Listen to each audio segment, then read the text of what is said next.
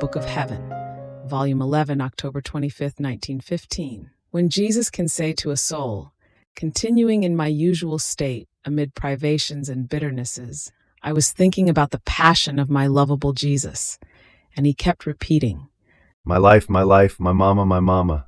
Surprised, I said to him, what does this mean?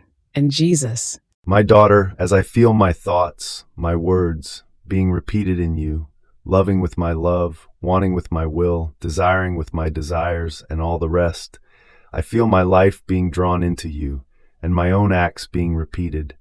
And my satisfaction is so great that I keep repeating, my life, my life.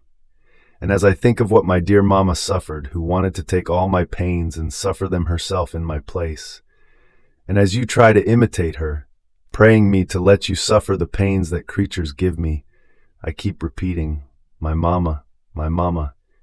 In the midst of so many bitternesses of my heart because of the many lacerated members of many creatures, which I feel within my humanity, my only relief is to feel my life being repeated.